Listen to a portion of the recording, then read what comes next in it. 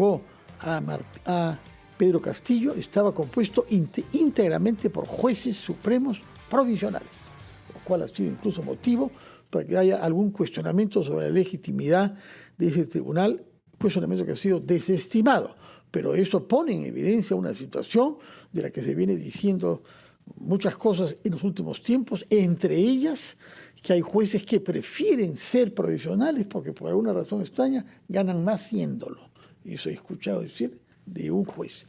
Hemos invitado para conocer sus opiniones sobre el problema general de la justicia y la manera de reformarla para que haya más rigor y más transparencia y que no suceda lo que ha sucedido en otras oportunidades en la historia del Perú, que la reforma se entiende como sacar a los que actualmente están en ejercicios que no me gustan para poner a los que a mí me gustan. Esto lo hacen gobiernos autoritarios. No es el caso ahora. No sabemos cuál es la actitud que va a tener el Congreso, que algunos dicen tiene más poder que el Ejecutivo en el Perú. Y hemos invitado entonces para conocer sus opiniones sobre esto y para, en el mejor de los casos, poder hallar consensos sobre lineamientos para esta reforma a 3 abogados destacados, penalistas, que trabajan con tribunales, que conocen por dentro cómo funcionan los jueces y cómo funciona nuestro sistema.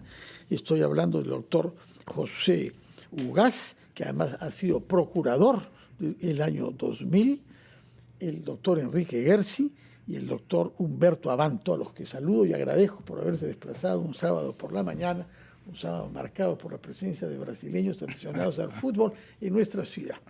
Yo quisiera entonces que nos expliquen qué piensan ustedes, qué es lo que se debería hacer como procedimiento para que esta reforma tenga un verdadero apoyo plural y también de la sociedad. Y si es oportuno que esta reforma se acelere en los meses que le quedan a este gobierno, en vez de esperar a que se instale un gobierno surgido de las urnas en abril y junio del próximo año. Doctor Ugaz, ¿cuál es su opinión sobre esta doble pregunta? Buenos días, Fernando, y buenos días, colegas. En primer lugar, me parece que es fundamental partir de una premisa. Ayer declaraba para una radio de Colombia que me preguntaba qué pasa en el Perú, que todos sus presidentes terminan presos. La misma pregunta que hizo el Papa cuando estuvo por aquí hace algunos años. Francisco, sí. Y yo debo decir, partiendo de una medición respetable, que es la de Transparencia Internacional, que se hace desde el año 1993, sobre percepciones de corrupción, porque no hay otra forma de medirla. Lamentablemente los indicadores no permiten todavía una metodología más acuciosa que esa. América Latina, y Perú está ahí con 31 puntos sobre 100, América Latina está entre 30 y 40 puntos sobre 100, o sea, muy jalados. Somos una región con altísimos niveles de gran corrupción. Y no solamente en América Latina, si uno mira cierta zona de Europa, África, Asia, por supuesto, el promedio del mundo está por debajo de 50, salvo los países nórdicos y algunos otros desarrollados. Y en América Latina, Uruguay, Costa Rica y Chile. Es decir, no es un problema exclusivo del Perú. A veces nos miramos el ombligo y decimos somos los más corruptos del mundo, tenemos tantos presidentes, etc. Y es verdad que tenemos gran corrupción, ya lo dijo Alfonso Quirós en su libro sobre la corrupción en el Perú. Nunca han habido ciclos bajos de corrupción en el Perú. Todos han sido altos o muy altos. Y sin embargo, somos paradójicamente el único país con todas las miserias del sistema de administración de justicia que tenemos, fiscales que juegan más o menos al cambio de la silla, 3 fiscales en un mes y medio, etcétera, etcétera. El único país que ha podido sentar a todos los altos funcionarios del Estado en el banquillo de los acusados y a otros personajes de altísimo nivel, con errores seguramente, forzando la ley de crimen organizado, las detenciones preliminares, etcétera, pero ya anteayer se ha producido la 5ª condena a un presidente de la República en este país. ¿Eso qué quiere decir? Que la justicia, con todas sus falencias, y podemos hoy día pasarnos el resto de la entrevista hablando de lo que hizo mal el Ministerio Público y lo que hizo mal la justicia, pero esta no es una justicia como la de Venezuela, Nicaragua o Haití, donde citan a los vocales Maduro y les entregan las sentencias ya solamente para que las firmen. Esta es una justicia falible, con una serie de problemas, pero que sin embargo de manera democrática, entre comillas, ha sentado a todos los sectores políticos en el banquillo de los acusados porque hay altísima corrupción en la política. ¿Quién puede dudar que alguno de todos los que han sido condenados efectivamente se ha visto involucrado en graves problemas de corrupción? Podemos discutir sobre tecnicismos, si Vizcarra estuvo el 23 en Lima o en Moquegua, pero ¿quién puede dudar que la abrumadora cantidad de evidencia contra Vizcarra justifique esa sentencia? O Pedro Castillo, que hizo un golpe de Estado o intentó hacerlo por televisión. O que en el caso de Fujimori las pruebas simplemente lo sepultaron. Y así podemos seguir con cada uno. Entonces, mi primer punto en este caso es justicia con problemas graves, sí, pero somos el país de América Latina con mayor ratio de eficiencia de procesar casos de corrupción, más que Brasil, que empezó lavajato, y mire lo que está pasando en Brasil. Viene un Díaz Toffoli que lo que hace es desmontar todo el esquema lavajato, a pesar de que se entregaron todos los constructores, con abogados, en presencia de fiscales y jueces, a decir, yo pagué tanto, esto fue así, y después se agarran de los tecnicismos. Hay que la prueba que no fue trasladada, que el colaborador eficaz dijo así o asá. ¿Quién puede dudar que Odebrecht fue una gran impulsora de la corrupción en el Brasil? Nadie. Entonces, frente a los tecnicismos, la realidad. Perú con gran corrupción, sí.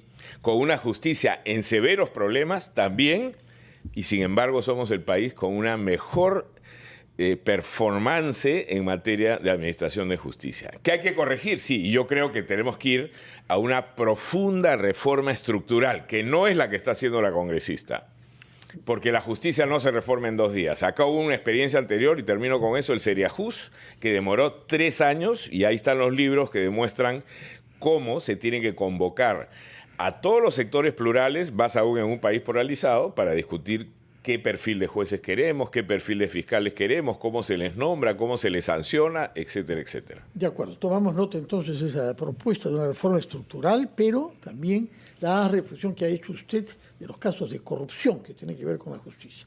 Señor Humberto Abanto. A ver, yo sí creo que los tecnicismos cuentan, y creo que compararnos con Haití, claro, es cómodo, ¿no? O sea, digamos, si me comparo con lo que está abajo me siento alto. Pero el punto es que el estándar en que funciona la justicia nos da noticias desoladoras y exige justamente una reforma. O sea, seguir teniendo una justicia que resuelve según la cara del cliente es un tema que tenemos que resolver, ¿no? Pasar por alto que ha habido un caso montado durante 6, 7 años para arrinconar a alguien en un esquema de toma del poder, o sea, es soslayar la realidad. Entonces creo que sí, y parto de una reflexión que hace usted, Fernando, y esta vez, si nos ponemos de acuerdo, deberíamos tratar de construir un sistema de justicia y no mi sistema de justicia. Y un sistema de justicia que sea, digamos, que parta de esenciales temas como la imparcialidad y la independencia de los jueces, la objetividad de los fiscales, y que lamentablemente va a enfrentar un obstáculo, enfrenta hoy un obstáculo y lo va a enfrentar en el próximo Congreso, que es la ausencia de un consenso que nos permita reformas constitucionales. Entonces, ¿cómo hago una reforma usando las herramientas legislativas? No de constituyente derivado, que puede hacer reformas constitucionales, que viene esa ilusión en el informe de la doctora Alba. En mi opinión, en este momento ha quedado demostrado en el caso de Betsy Chávez Chino, no hay forma de reunir 87 votos en el Congreso de la República, y mucho menos para un tema tan serio. Entonces, ¿cómo lo hacemos? Mirando la ley orgánica del Poder Judicial, la ley orgánica del Ministerio Público. ¿Cómo hacemos para que, por ejemplo, el Ministerio de Justicia deje de ser esquizofrénico y maneje al mismo tiempo la defensa pública y las procuradurías? ¿Cómo hacemos para trasladar la Defensoría Pública a la Defensoría del Pueblo, por ejemplo, como ocurre en Colombia? Porque es raro pues, que quien administre al mismo tiempo a los que persiguen la reparación para el Estado y a los que defienden a las personas que o no tienen recursos o no quieren destinarlos a su defensa. Entonces, ¿cómo mejoramos los códigos? ¿Cómo evitamos que una persona esté 108 meses investigada por un caso de organización criminal? ¿Cómo evitamos que una persona esté 4 años en prisión, 36 meses prorrogables por 12 más, en prisión preventiva, para que no llegue una resolución nunca? O inclusive salga y se venzan los plazos de comparecencia y finalmente la persona quede en absoluta libertad. O sea, tenemos que empezar a hacernos preguntas prácticas con soluciones prácticas, ¿no? O sea, los procesos son extensos. Después que dé usted ahora respuestas y soluciones prácticas a esas preguntas que quedan planteadas, antes de ir a la pausa queremos escuchar al doctor Enrique Gers. Muchas gracias, Fernando, estimados amigos. Yo comparto algunos de los puntos de vista que se han vertido acá, pero quisiera aterrizar con una información básica que me parece muy importante para centrar el debate. El principal problema en mi concepto, aquí hay problemas de estructura y problemas normativos, ¿no?, que son distintos y se solucionan de distinta manera. Pero el principal problema en mi concepto es la provisionalidad. Y quisiera dar 4. Hay de los jueces supremos 20 titulares y 42 provisionales. De los jueces superiores, 515 titulares y 299 provisionales. De los especializados, hay 896 titulares, 306 provisionales y 982 supernumerarios, ¿no? De los jueces de paz letrados, hay 129 titulares y 526 supernumerarios. Los jueces de paz no letrados son elegidos por el pueblo, es otra forma de elección. Si nos damos cuenta, hay una inmensa masa de jueces provisionales. La provisionalidad es opaca. ¿Quién decide quién es el juez provisional y supernumerario? Los mismos señores del Poder Judicial. Entonces, aquí hay un problema. Para mí tiene que terminarse la provisionalidad. Se ha hablado mucho de esto, cómo acabarla.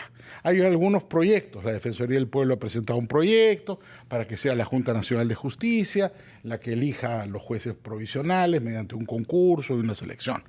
Hay otros proyectos alternativos. El hecho es que la provisionalidad es un espacio oscuro donde se elige al juez. Quien elige al juez son ellos mismos. Se elige al juez por cooptación.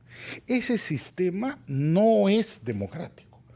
En un país con un Estado de Derecho democrático no puede haber un ámbito de opacidad en la selección de la mayor parte de los jueces que son provisionales. Es indispensable acabar con esto en mi concepto.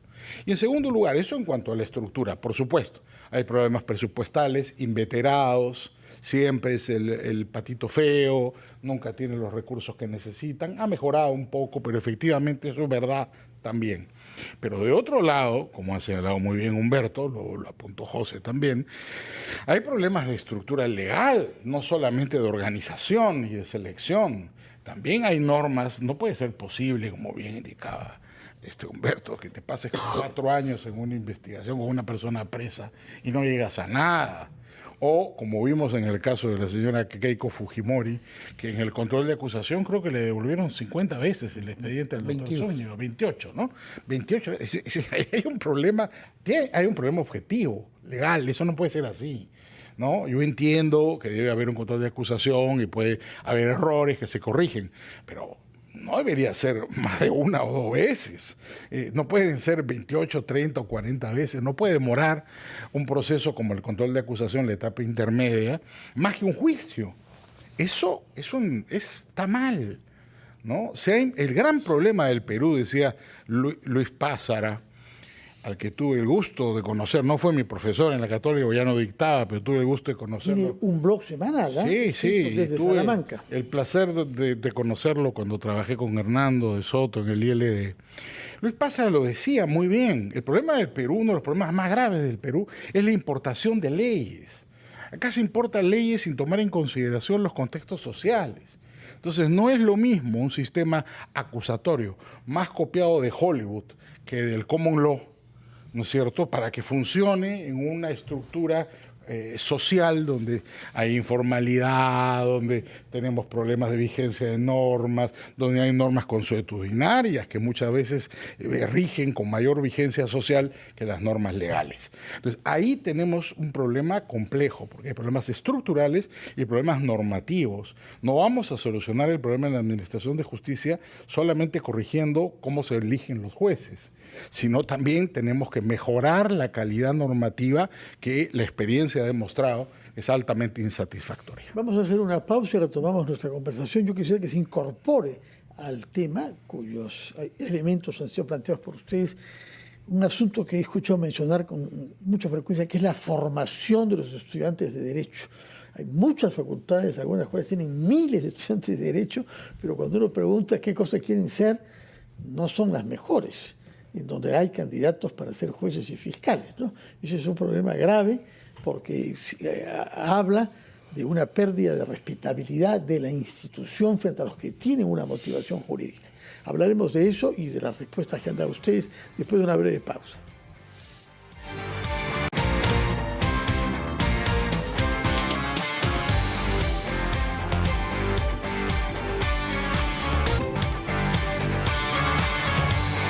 Son las 9:36, estamos conversando con 3 abogados penalistas a propósito de la reforma del sistema judicial, es decir, de la administración de justicia en nuestro país. Han planteado observaciones, han hecho referencias a algunos de los ejemplos de disfuncionamientos recientes que todos conocemos, pero reitero la pregunta: ¿creen ustedes que será posible hacer una reforma en un corto plazo? Es probable que con lo que queda de este quinquenio ya no, pero ¿cuánto se puede avanzar a la luz del informe que ha sido elaborado por la comisión que se ocupó de esto, presidida por la congresista María del Carmen Alba?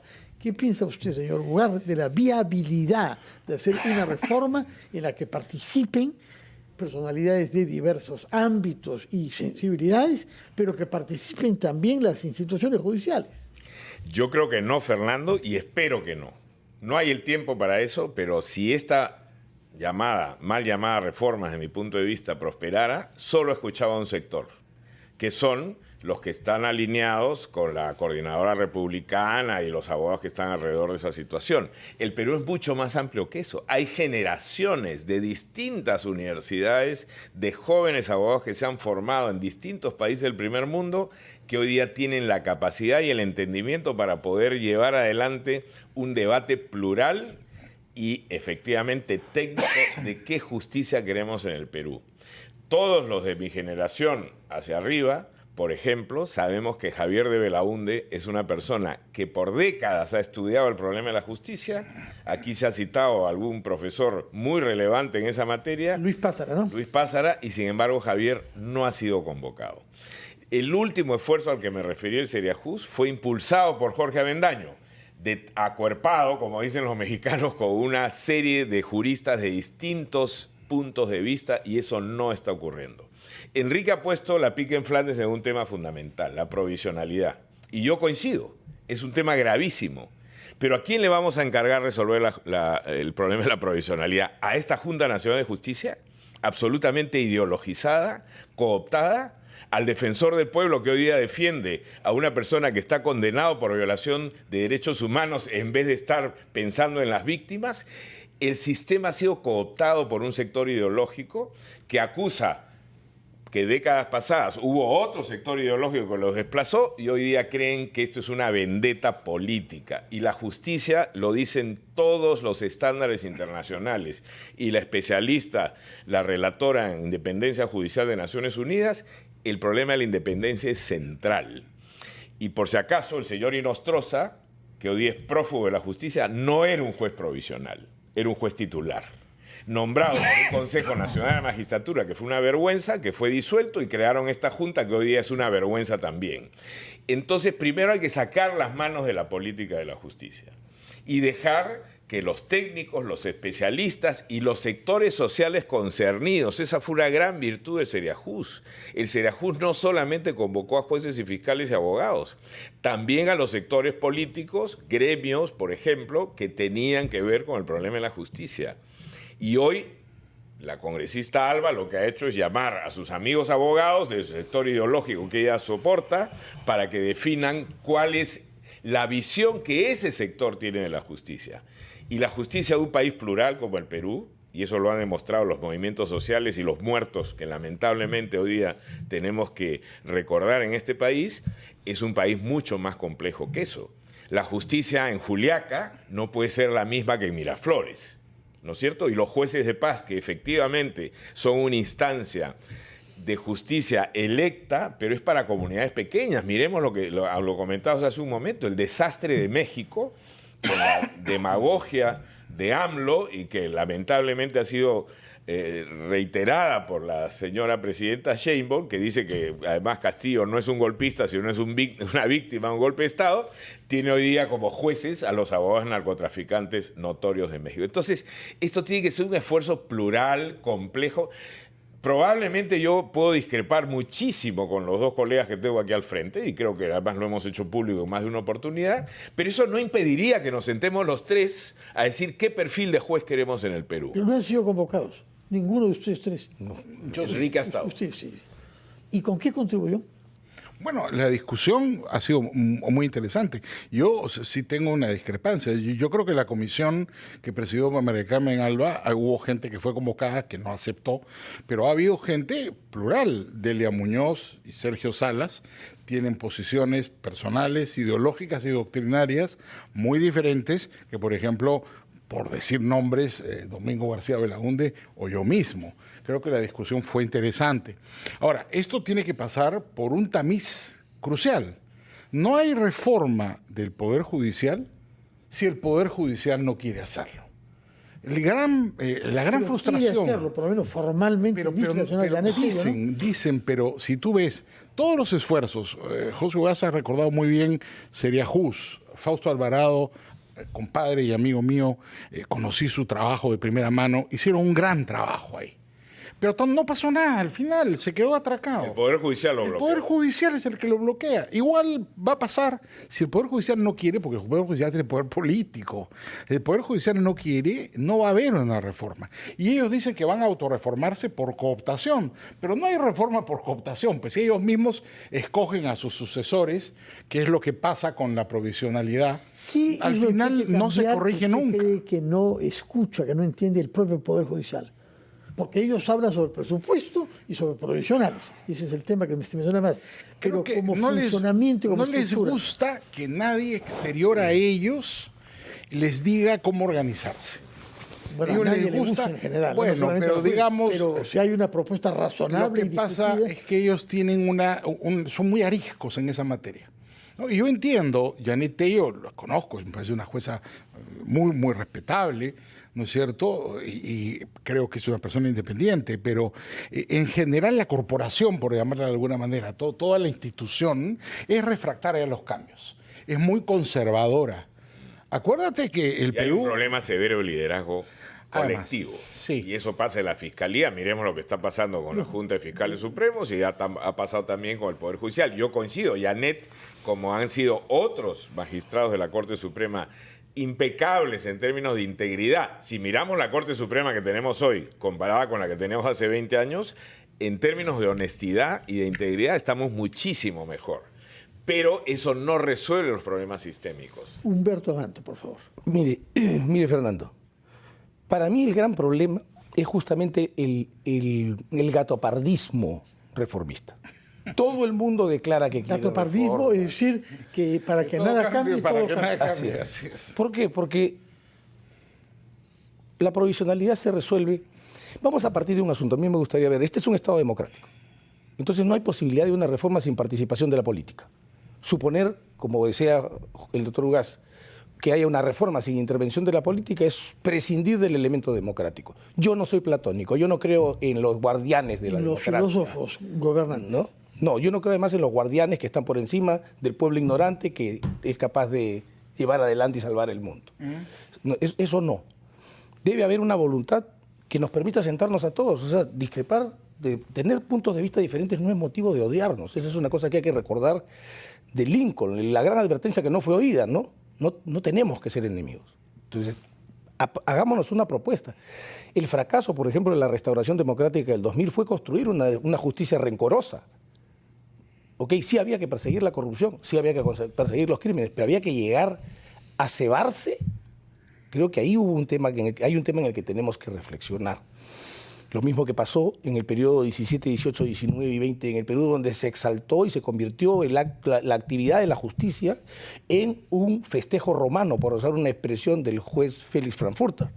Entonces, el punto central aquí, sentémonos y veamos de construir, lo dije en CADE la vez pasada, un sistema de justicia para todos, no mi sistema de justicia. Pero si me permite el doctor Abanto, y ya que ha hecho alusión a mi referencia a la política, yo no he dicho que la política no tiene que intervenir. Lo que yo he dicho es que no se puede politizar el proceso. En el Seriajuste estuvieron convocados todos los partidos políticos y los que quisieron presentaron a sus mejores técnicos con sus opciones. Yeah. Pero la política sí, pero la politización, que es lo que estamos viendo hoy día. Pero perdón, es que la politización tiene que erradicarse por una razón sencilla. O sea, la justicia tiene que ser imparcial. La justicia tiene que ser independiente. Lo que estoy diciendo es que sin la voluntad política, desafiando a la voluntad política, esto no va a ocurrir. Segundo, la provisionalidad, ¿por qué no la resolvemos por la cabeza? ¿Por qué no la resolvemos por la cabeza? O sea, usted tiene las cifras que ha dado sobre la Suprema, Enrique, son estremecedoras. 42 jueces supremos, 18. La ley dice son 20, pero solo hay 18 en funciones y acaban 2 este 31 de diciembre. Claro, cumple entonces, con lo que se van a 16. No cambian la ley, Humberto. Si no cambian la ley para que alguien se quede. Entonces, vueltas, ¿no? ¿Se dan cuenta? ¿Por qué no comenzamos, por qué no somos un poco más modestos en nuestras aspiraciones y comenzamos liquidando la provisionalidad en la Corte Suprema y en la Junta de Fiscales Supremos? Eso requiere una presupuestal, ¿no? Pero por favor, o sea, si todo el mundo dice que necesitamos una reforma en la justicia y este es el principio de una reforma menos costosa, y comenzamos a no desacreditar a las instituciones, o sea, claro... el problema es si lo hacemos con esta Junta. Al doctor Ugaz no le gusta esta Junta, a mí no me gustaba su Junta. No solamente a mí. O sea, a mí no me gustaba su Junta. A mí no le gusta esta Junta. Es tan mala como el Consejo de la Magistratura que fue destituido por corrupto. Pero es tan malo como... Y tenemos un presidente de la Junta que tiene problemas personales y legales. Es tan malo como la Junta anterior, que tenía una óptica de voy a destruir a todos los que no piensan como yo. Entonces... ese es el tema. Y es ahí donde tenemos que poner el debate. O sea, ¿y qué? Con vigilancia, pues. O sea, el Congreso, si proponemos un sistema de custodia ciudadana, podremos hacer que la selección sea pública, transparente y controlada por todo el mundo. Pero lo que no puedo decir es, no, sin este no, porque este no es mío, entonces el de que sí era mío, ese sí era bueno y este ya lo ponemos. No, eso tiene que terminar. O sea, vamos a una reforma en serio. Primero, o sea, no necesito una reforma constitucional para elevar el número de jueces supremos, ni necesito una reforma constitucional para elevar el número de fiscales supremos. ¿Por qué necesito esto? Porque existe algo que se llama pensamiento de grupo.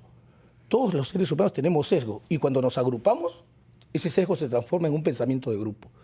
Hace 23 años tenemos los mismos jueces supremos allí.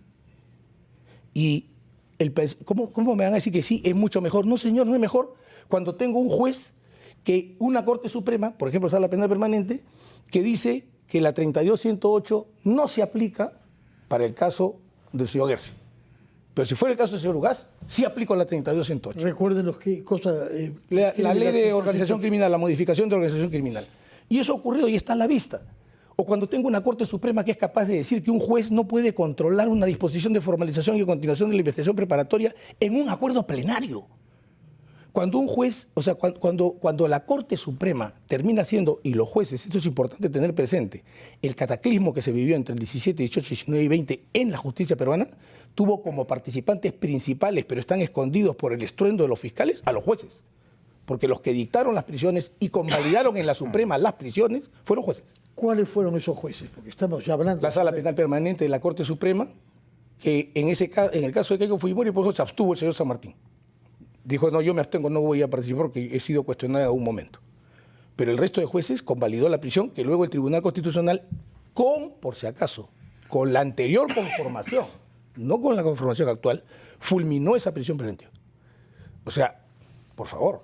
No podemos decir, no, es que tenemos mejores jueces. Sí, permita, ha habido con gran entusiasmo un debate sobre la Junta Nacional de Justicia. Permítame decir una palabra a favor de la Junta Nacional de Justicia.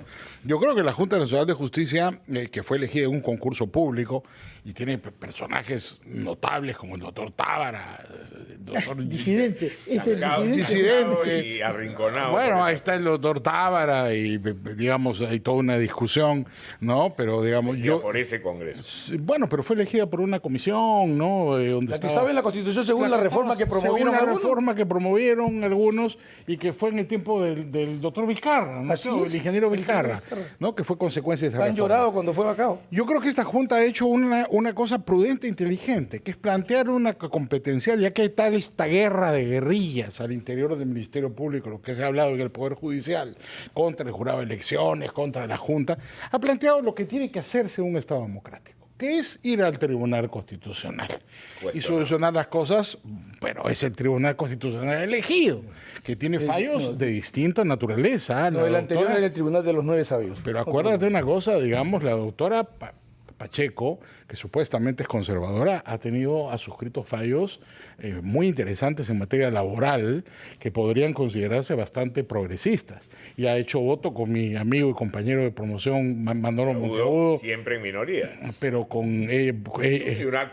voto, pero la presidencia fue ganada con los votos más bien. El otro no era, el que validó la disolución del Congreso, ese no era, ese era un tribunal angelical. De una cosa, el Tribunal Constitucional, la presidenta del Tribunal Constitucional será elegida más bien con los votos de Monteagudo y compañía, no con los votos llamémosle sector conservador, por llamarle de alguna manera, y es la doctora Pacheco. Ahora, ¿a qué voy? En una democracia nunca vamos a estar de acuerdo, pues hay puntos de vista, enfrentamientos, y para eso hay un árbitro supremo que es el 13. Entonces el Tribunal Constitucional tendrá que dirimir y decir cuándo un juez puede intervenir, si no puede intervenir, por ejemplo, en un proceso electoral, si puede intervenir controlando un proceso sancionador, en qué momento, y eso se tiene que resolver mediante una sentencia del TC. Esa es la forma pacífica. Nos alegra la confianza legal que usted muestra, porque lo que hemos visto en los últimos tiempos son conflictos competenciales el que se prolongan. Pero mira, el Tribunal Nacional de Elecciones de la Justicia sigue pendiente, y el juez Duberry Rodríguez sigue ahí. Pero el tribunal, bueno, el ex juez se ha conseguido un amparo para que lo reciban como candidato presidencial. Nunca visto. Eso ya tiene que resolverlo el tribunal. Pero el tribunal se ha tomado la molestia de resolver algunos puntos delicados. Es un tribunal que resuelve. Yo no sé si estamos de acuerdo o no. Hay algunos fallos que no me gustan, hay otros que sí me han parecido correctos, pero por lo menos estos señores se toman la molestia de resolver. Bueno, que resuelvan. Nos queda poco tiempo. Yo quisiera que salga algo positivo y que aliente de esta conversación, habiéndose puesto de manifiesto las diferencias que hay entre ustedes, que como ha sido dicho es normal en una democracia.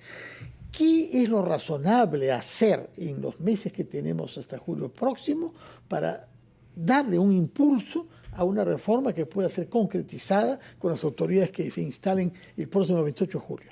Yo voy a ser muy breve. Así como en procesos electorales anteriores se han planteado pactos mínimos de los candidatos, por ejemplo, un pacto por la integridad que lamentablemente se dio en algún momento pero nunca se respetó, creo que tendría que haber un pacto por la justicia, que escuche todas estas voces. Aquí habemos 3 que pensamos, por lo menos esencialmente distinto en mi caso de los 2 colegas que tengo al frente, pero hay muchísimos técnicos, profesionales y personas concernidas de la justicia que tienen cosas que decir. A mí me encantaría que para la segunda vuelta quienes pasen, y ojalá sea gente que esté a la altura de los retos que plantea el país, se haga un pacto por la justicia. Es decir, el día que lleguemos, sea usted o sea yo, vamos a convocar a las mejores mentes y a los mejores técnicos en materia para ver qué perfil de jueces, todos los problemas que se han dicho acá sobre la Suprema, la Fiscalía, la Junta de Fiscales Supremos, la Junta Nacional de Justicia, el TC, etcétera, qué vamos a hacer con la justicia en el Perú.